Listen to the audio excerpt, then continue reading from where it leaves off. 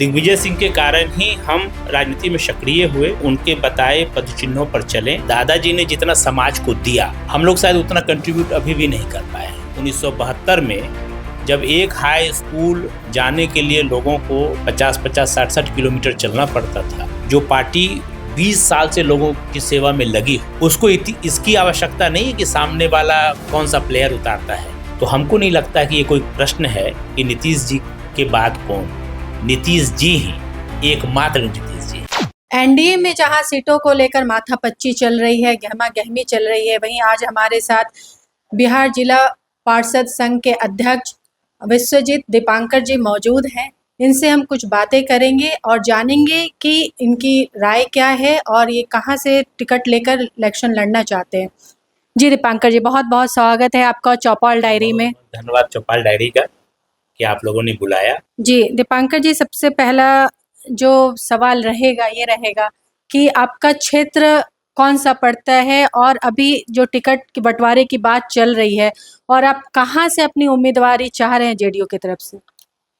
Basically अभी हम जो जिला पार्षद हैं वो बांका जिला अंतर्गत फुली डूमर ब्लॉक है, वहाँ से हम जिला पार्षद है। और फुली डूमर ब्लॉक जो है बेलहर विधानसभा के अंतर्गत आता है और हमने पार्टी नेतृत्व से बेलहर विधानसभा से चुनाव लड़ने की इच्छा व्यक्त की है पार्टी नेतृत्व को। और पिछले दिनों मुख्यमंत्री जी और सारे पार्टी नेताओं ने बुलाया भी था, उनसे बात भी हुई है। अब पार्टी जो निर्णय लेती है उस पर हम लोग साथ रहेंगे। आपके राजनीतिक गुरु के तौर पर माननीय दिग्विजय सिंह जी को देखा जाता है, तो हम ये जानना चाहेंगे कि दिग्विजय सिंह के विचारों से आप कितने सहमत हैं और उनके जो भी कार्यशैली थी आप उस पे कितने खड़े उतरे हैं और उसको अपने जीवन में कितना उतार कर आगे बढ़ रहे हैं? ऐसा है कि दिग्विजय सिंह जी को जो लोग भी बिहार का वो जनरेशन जो बाहर पढ़ा लिखा है वो सब लोग जानता है। और मैं अगर ऐसा कहूँ कि उस दौर में दिग्विजय सिंह ने जिस तरह की राजनीति बिहार में की और बांका में जो विकास की धारा उन्होंने बहाई और लोगों से संवाद अदायगी का जो उनका कौशल था वो अभूतपूर्व था। और दिग्विजय सिंह के कारण ही हम राजनीति में सक्रिय हुए और हम कहाँ तक उनको मान पा रहे हैं ये तो समय तय करेगा, लेकिन मेरी मंशा अपनी रहती है उनके बताए पदचिन्हों पर चलें और जो उसूल राजनीति में उन्होंने जो उच्च मापदंड स्थापित किया है उसका पालन करें। जी, आपके दादाजी भी रामकरण प्रसाद यादव जी रहे, उन्होंने उच्च स्कूल की स्थापना की थी, तो और उसके बाद आपके पिताजी ने भी उसको आगे बढ़ाया और आप भी अब समाज सेवी के तौर पर देखे जाते हैं अपने क्षेत्र में। तो आप अपने दादा के भी पद चिन्हों पे कितने खरे उतर रहे हैं और उनकी चीज़ों को कितना आगे बढ़ा के चल रहे हैं? मेरी दादी माँ आज भी कहती है कि दादाजी ने जितना समाज को दिया, हम लोग शायद उतना कंट्रीब्यूट अभी भी नहीं कर पाए हैं। आप कल्पना कीजिए कि एक आदमी बिहार से चल के कलकत्ता जाता है और अपनी मेहनत और अपनी ईमानदारी से उस दौर में 1972 में जब एक हाई स्कूल जाने के लिए लोगों को 50-50, 60-60 किलोमीटर चलना पड़ता था, मेरे दादाजी 1972 में गांव आए। 6 महीना रह करके उन्होंने कुमारपुर में हाई स्कूल की स्थापना की और जब तक उस स्कूल को बिहार सरकार ने ग्रहण नहीं किया, जब तक मान्यता नहीं दी बिहार सरकार ने, तब तक दादाजी कलकत्ता से मनी ऑर्डर के माध्यम से हर एक टीचर को सैलरी भेजते थे। और उनकी मान्यता थी कि गांव समाज तभी बदलेगा जब शिक्षा की ज्योति घर घर जाएगी। आप समझिए कि 1972 में उन्होंने कितना लगन के साथ मेरे गांव में प्राथमिक विद्यालय की स्थापना की, कुमारपुर में हाई स्कूल की स्थापना की और सबसे अच्छी बात आज दादाजी से ये सीखने को मिला हम लोगों को, उसके सचिव रहे, संस्थापक सचिव रहे और जीवन पर्यंत सचिव रहे। अपना नामकरण नहीं दिया उस स्कूल को, आज भी उस स्कूल का नाम सिर्फ डोमो कुमारपुर उच्च विद्यालय है। मेरे गांव के प्राथमिक विद्यालय का नाम प्राथमिक विद्यालय झाझा है। तो समाज को देना और बिना नाम अंकित किए, आज तो हम उस दौर की राजनीति में हैं। मैं जिला पार्षद हूँ, अगर हम लोगों का बोर्ड में नाम थोड़ा सा छोटा छप जाता है तो बुरा लगता है। सरकार की योजना है, विधायक जी हों, एमपी जी हों, सबको ये रहता है कि मेरा नाम थोड़ा बोल्ड से रहे। इस दौर में ये हालत है, उस दौर में उस शख्सियत ने इतना काम किया और कहीं अपना नाम भी नहीं डाला। तो दादाजी से जो सीखने को मिला वो तो अब लोक जागृति वेदिका, ये आपकी समाज सेवी संस्था है। इसके तहत आप बहुत सारे काम करते हैं, स्वास्थ्य कैंप लगाते हैं, गरीब बच्चों की पढ़ाई लिखाई का ध्यान देते हैं। तो ये जो आपका ट्रस्ट है, ये आप चला रहे हैं या कहीं से इसकी फंडिंग आती है? कैसे इस ट्रस्ट को आप आगे बढ़ा रहे हैं? बेसिकली लोक जागृति वेदिका की स्थापना हम लोगों ने 1998 में की थी। उस समय जस्ट इंटर किए थे हम लोग, और हम 5-6 मित्रों की ये इच्छा हुई कि हम लोग एक मंच बनाएं और उस मंच के माध्यम से कुछ काम करें। और हम लोग को याद है कि पहली जो लोक जागृति वेदिका की कार्यक्रम हम लोगों ने किया था, तो पटना कॉलेज में एक सेमिनार का आयोजन किया था हम लोगों ने। और उसके बाद से आज तक हमारे जितने मित्र हैं, उनके सहयोग से ही हम लोग हेल्थ कैंप लगाते हैं। और सरकार के और जो डॉक्टर्स हैं या बाका भागलपुर के जो भी सिविल सर्जन रहे हैं, जवाहरलाल मेडिकल कॉलेज के जो भी सुपरिटेंडेंट रहे हैं, उनका योगदान मिलता है, ठीक है। और उन्हीं लोगों के सहारे और अपने मित्रों के सहारे आज तक सरकार से हम लोगों ने 1 रुपया का अनुदान नहीं लिया। और ये काम जो हमारे मित्र नौकरी में हैं, कुछ मित्र इंजीनियर हैं, कुछ ब्यूरोक्रेट हैं, उन सब के योगदान से इसको हम लोग साल में 2 बार हेल्थ कैंप लगाते हैं। और बड़ी संख्या में आते हैं, मतलब बहुत बड़ी संख्या में लोग आते हैं। और ये भी मैंने दिग्विजय सिंह जी से सीखा है। दिग्विजय सिंह जी जब तक जिंदा रहे, हर एक साल एक स्वास्थ्य कैंप लगाते थे, और दिल्ली एम्स से सारे डॉक्टरों की टीम आती थी और 2 दिन यहाँ के लोकल मरीजों को देख करके, और एक उन्होंने व्यवस्था की थी कि एम्स का जो रजिस्ट्रेशन है ये बाका में हो जाता था। उसी रजिस्ट्रेशन नंबर पर एम्स के डॉक्टर बाका में देखते थे, और जब विशेष जांच की आवश्यकता पड़ती थी तो उसी रजिस्ट्रेशन नंबर के साथ आप दिल्ली एम्स में दिखा सकते थे। जी, बहुत अच्छी बात आपने बताई। विश्वजीत जी, अब थोड़ा हम पॉलिटिकल के साइड आ जाते हैं। टिकट का बहुत ज़्यादा गहमा-गहमी चल रहा है अभी एनडीए में। तो सुनने में आया आज शाम शायद उसकी बैठक भी होने वाली है। तो आपको क्या लगता है, सीट बँटवारे पे आधे-आधे पे जाएगी जेडीयू, बीजेपी, या कुछ और समीकरण है? देखिए, ऐसा है कि एक तो मुझे नहीं लगता कि आज 20 वर्षों से बिहार जिस रास्ते पे आगे बढ़ा है, एनडीए घटक दल के कोई साथी चाहेंगे कि विकास की जो धारा बही है वो कहीं रुके। और ये हमारे पार्टी के जो नेता हैं, बीजेपी का जो केंद्रीय नेतृत्व है और घटक दल के जो नेता हैं, ये लोग लगातार बैठक कर रहे हैं।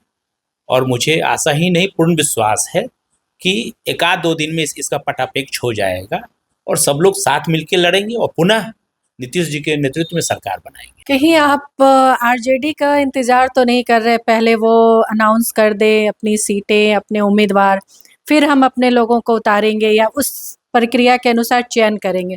ऐसा तो कुछ इंतज़ार नहीं है? नहीं, इससे कोई फ़र्क नहीं पड़ता, ठीक है।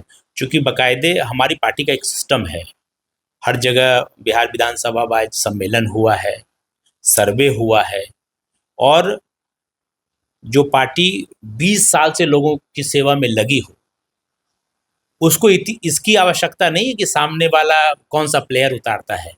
हम जाएंगे, हम क्षेत्र में जो भी हमारा प्रत्याशी होगा वो नीतीश जी के विकास कामों की बदौलत जाएगा, नरेंद्र मोदी के कृत्यों की बदौलत जाएगा, और लोगों का आशीर्वाद लेकर के पुनः विजयी होकर के आएगा। नीतीश जी पे क्या कहना चाहेंगे? उन पे आजकल बहुत अटकलें चल रही हैं सोशल मीडिया पे कि अब वो चेहरा नहीं रहेगा, कोई नया चेहरा आने वाला है। तो अभी आप किसको देख रहे हैं मुख्यमंत्री के तौर पर? नीतीश जी, एकमात्र नीतीश जी। नीतीश जी ने जिस विजन के साथ बिहार में काम किया है, और मुझे तो ये समझ में नहीं आता, विगत 3-4 महीनों में जो निर्णय लिया है उसके बाद भी अगर किसी किसी शख्स को उस आदमी के विजन पर डाउट हो तो मैं फिर कुछ नहीं कह सकता। इस लास्ट मैंने अभी 3 महीने में जितनी सुंदर योजनाएं उन्होंने अपने सरकार के माध्यम से लोगों को दिया है, तो हमको नहीं लगता कि ये कोई प्रश्न है कि नीतीश जी के बाद कौन। नीतीश जी ही, एकमात्र नीतीश जी। पर थोड़ा लेट आपको नहीं लगता कि ये परियोजना जो भी परियोजनाओं है या जो भी है वो जो धरातल पर आई है जितनी, वो लेट हो गया शायद इलेक्शन के सिर्फ 4 महीने पहले, या अभी मेट्रो का उद्घाटन हो रहा है सिर्फ आचार संहिता के 2 घंटे पहले। ये सारी चीज़ों में नीतीश जी ने लेट कर दी, या फिर ये चुनावी रणनीति है कि हम चुनाव के समय ये करेंगे तो लोगों के नज़र में रहेंगे? नहीं नहीं नहीं, सिर्फ चुनाव से विकास का मतलब नहीं है। तब तो ऐसा होता तो 4 साल कोई विकास नहीं होता, लोग 1 साल में सारा विकास करते। सरकार की आप योजनाएं देख लीजिए या सरकार का प्रत्येक साल का बजट देख लीजिए आप, ठीक है।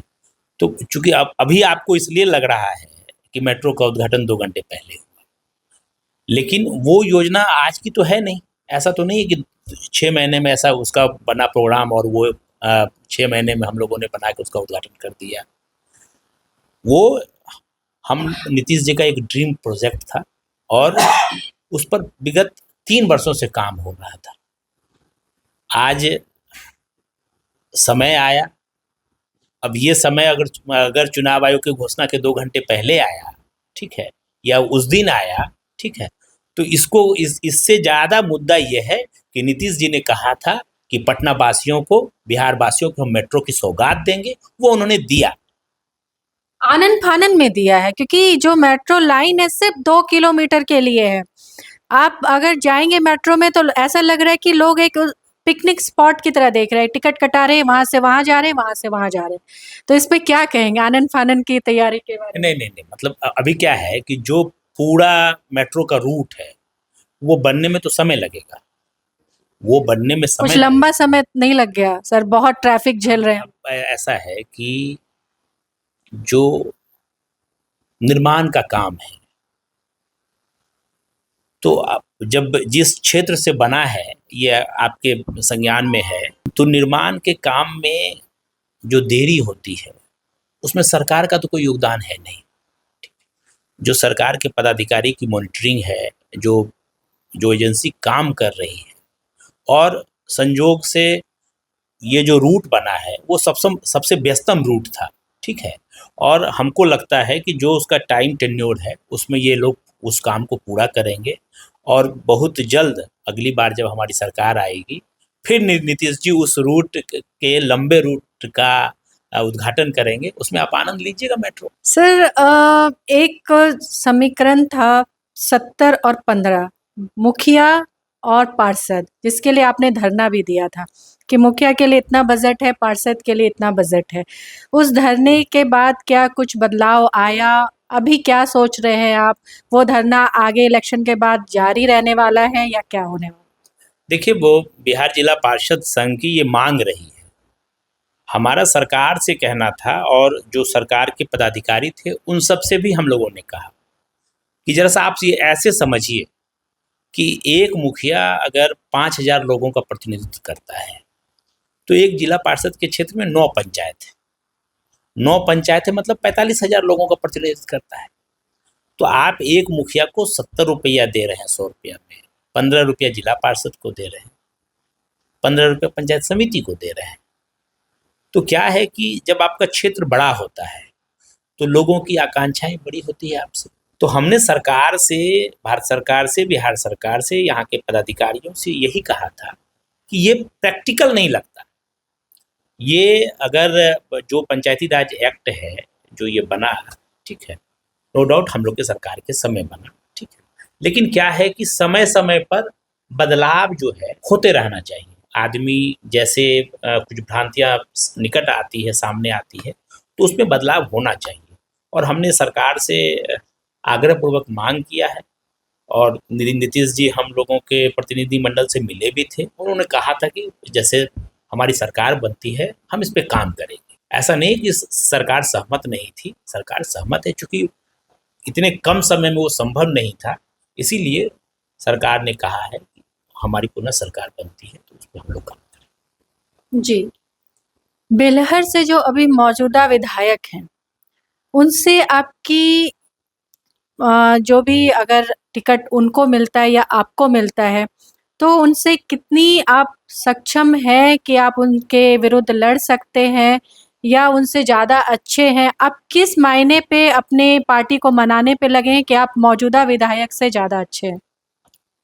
ऐसा है कि पार्टी का अपना एक तंत्र है और हमारी पार्टी का सालों भर कार्यक्रम होता है। पार्टी के नेतृत्व को ये निर्णय लेना है कि टिकट बेलहर विधानसभा से जदयू का कौन प्रत्याशी होगा। और जहाँ तक रही वर्तमान विधायक की, चाहे पार्टी जिनको ticket they, A B C जिनको टिकट दे, हम लोग पूरी ईमानदारी से लगेंगे कि बेलहर सीट पुनः जदयू के पाले में आए और नीतीश जी पुनः बिहार के मुख्यमंत्री बने। जी, बेलहर में जाति समीकरण क्या है? क्योंकि यादव वोट वहाँ ज़्यादा माना जाता है। आरजेडी भी वहाँ से कड़ी टक्कर देती है, पर जेडीयू निकलती है। ये समीकरण क्या है? मतलब जेडीयू में यादव वोट का कुछ समीकरण समझाइए। ऐसा है कि एक तो ये धारणा समझ में नहीं आती आप पत्रकार साथियों की कि भाई यादव वोट है तो वो जदयू को वोट नहीं करता। हम साधारण सा सवाल करते हैं, कभी मान लीजिए हमारी सरकार ने सामाजिक सुरक्षा पेंशन बढ़ाया, 400 से 1100 रुपये किया गया सामाजिक सुरक्षा पेंशन। उसमें हम लोगों ने तो कोई बॉन्ड नहीं किया कि किस जाति को जाएगा किसको नहीं जाएगा, ऐसा तो कोई बाउंडेशन हमने किया नहीं। आज बिहार में 23 से 24 घंटे बिजली रहती है, उसमें हमने फाउंडेशन नहीं किया कि किस जाति के गांव में कितना घंटा बिजली जाएगा। लेकिन फाउंडेशन सर गांव और शहर इसमें तो हो गई, क्योंकि आपने जो यूनिट 225 फ्री की है वो सिर्फ गांव में क्यों है? शहर में भी तो गरीब लोग रहते हैं सर। नहीं, पूरे बिहार में है। कहाँ है सर? हमारा बिल तो वही आ रहा है। मेरा भी घर है यही पाटलिपुत्रा में, मैं अपना बिजली बिल दूंगा आपको। दीजिए सर। हाँ, दूंगा। क्योंकि हमारा जो बिल आ रहा है हमारा वही बिल आ रहा है सर। नहीं, आप फिर से देखिएगा, ठीक है ना जी। आप फिर से अपने बिजली बिल को फिर से देखिएगा, उसमें है। और बाकायदे जो 125 यूनिट बिजली मुफ्त हुई है उसका बाकायदे सर्वे हुआ है। आपके घर में आप नहीं होंगी, ठीक है ना, माता पिता होंगे, भाई होंगे, कोई होंगे जो सर ये हमने पूछा है, लेटर गया है, वो नहीं आया है कोई लेटर सर। नहीं गया है, वो गया है। उस पर आप उसको आप देख लीजिएगा, वरना मैं तो अपना बिल आपको भेज ही दूंगा। सर आप तो पार्टी के हैं, आपका हो सकता है, हम आम जनता है सर, हम तो सवाल पूछे। पार्टी का कैसे? इसमें पार्टी का हमने क्या कहा कि कोई भी विकास की योजना पार्टी दलगत आधारित नहीं होता और जातिगत आधारित नहीं होता है। मैं आपको वही कह रहा था कि अभी जो मान लीजिए सामाजिक सुरक्षा पेंशन की राशि बढ़ाई हमने, तो पूरे बिहार के लोगों को गया। अभी हमने जीविका दीदी से जुड़े लोगों को, जो 75 लाख महिलाओं को 10-10 हज़ार रुपये की राशि सरकार ने दी। फिर अभी कल 3 दिन पहले अभी 21 लाख महिलाओं को पुनः गई 10,000 रुपये की राशि। उसमें हमने कोई जाति का बाउंडेशन नहीं किया। और ये लोगों को भ्रम है कि यादव जाति के लोग नीतीश जी को वोट नहीं करते। अगर नहीं करते तो अगर बेलहर में यादवों की आबादी पूरे बिहार में सबसे ज़्यादा है तो 2010 से लेकर के लगातार हमारी पार्टी जीत रही है। हमारी पार्टी 2010 से लेकर लगातार जीत रही है। 2005 के फरवरी में भी हमारी पार्टी के ही उम्मीदवार जीते। तो जब 2005 से जब से सरकार बनी, जीत रही है। इसका मतलब सरकार के काम से, सरकार की जो योजनाएं हैं उससे लाभान्वित होकर के लोग, आपके हिसाब से यादव जाति के लोग भी वोट कर रहे हैं हमको, ठीक है। वरना ऐसा नहीं है कि यादव जाति के लोग वोट नहीं कर रहे हैं, इसीलिए बेलहर जीत रहे हैं। जी, और अब एक दूसरे साइड आते हैं। एक नाम बहुत सामने आ रहा है, प्रशांत किशोर। कहा जा रहा है कि ये एक ऐसे चाणक्य हैं जिन्होंने बहुत लोगों की राजनीति पारी को सुधारी है, चाहे वो नरेंद्र मोदी जी हो, ममता बनर्जी हो, आप मुंबई महाराष्ट्र चल रही ठाकरे हो, हर किसी के साथ काम किया, हर किसी को राजनीति में उन्होंने बढ़ाने का काम किया, जिताने का काम किया। आपके साथ ही थे जेडीयू में, उनकी चीज़ें जो वो चाहते थे वो नहीं पूरी हुई, उन्होंने अलग पार्टी बना ली। अब ये पार्टी आपको कितना नुकसान पहुंचा सकती है और प्रशांत किशोर को आप कितने मापदंड पे रख रहे कि हाँ ये हमारे इतने समक्ष में रह सकता है, इतनी सीटें ला सकता है, क्या कर सकते हैं प्रशांत किशोर? देखिए, नो डाउट कि प्रशांत जी की जो मेहनत है विगत 2-2.5 वर्षों में, वो काबिल तारीफ। लेकिन क्या है कि भीड़ इकट्ठा करना और उस भीड़ को वोट में कन्वर्ट करना दो अलग चीज है। और बिहार की जनता आज भी श्रोता बहुत अच्छी है। आप एक भागवत कथा कराइए, आप देखिए गांव में कितनी भीड़ होती है। या आज राहुल जी की यात्रा हुई, तेजस्वी जी की यात्रा हुई, मुख्यमंत्री का संवाद कार्यक्रम चल रहा है, नरेंद्र मोदी जी की हुई, भीड़ सब में है। लेकिन मोदी जी में भीड़ थोड़ी कम दिख रही थी इस बार, दिखी है सर? नहीं नहीं नहीं, भीड़ ऐसा है कि बिहार, मैंने कहा ना कि बिहार की जनता श्रोता बहुत अच्छी है, सुनती है सबका। लेकिन पिछले 20 वर्षों से जिस विकास पे मुहर लगाते आई है, उसी विकास पे फिर से मुहर लगाएगी, इसमें हमको कहीं कोई शंका नहीं है। इतनी सारी चीज़ें जो प्रशांत जी मीडिया के सामने ला रहे हैं, चाहे वो सम्राट चौधरी का बायोडाटा हो, अशोक चौधरी का हो, बहुत सारी चीज़ें मीडिया में वो सामने ला रहे हैं, तो इस पे क्या कहना चाहेंगे? देखिए, ये व्यक्तिगत सवाल है और इन सवालों का व्यक्तिगत जवाब जिन पे लगा है उनको देना चाहिए। पार्टी का दायित्व नहीं बनता सर। मतलब ऐसा है कि पार्टी के जो स्पोक्स पर्सन हैं उन्होंने कहा भी कि जिन पर ये आरोप है उनको ये जवाब देना चाहिए, और मुझे लगता है अशोक चौधरी जी ने जवाब दिया है, ठीक है।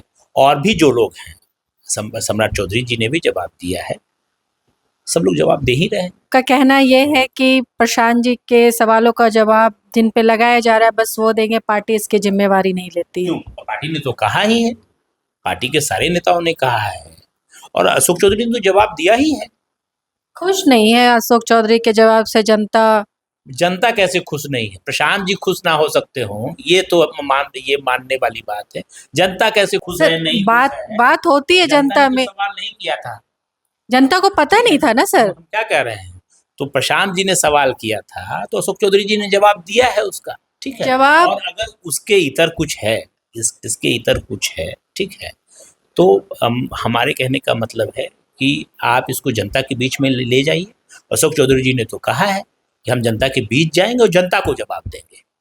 हम प्रशांत किशोर के प्रति उत्तरदायित्व नहीं है, हम बिहार की जनता के लिए उत्तरदायित्व है, उसको जवाब देंगे हम। जैसा कि इन्होंने कहा, प्रशांत जी के सवालों का उत्तरदायित्व इन्होंने नहीं लिया, पार्टी ने नहीं ली, जिन पे है वो आंसर देंगे। टिकट का बंटवारा चल रहा है, कुछ समय में हमें जानकारी मिल जाएगी और हम जरूर ये कामना करेंगे कि इनको टिकट मिले और बेलहर सीट से, और ये अच्छी पारी खेले और जनता का बहुत बहुत ध्यान रखे।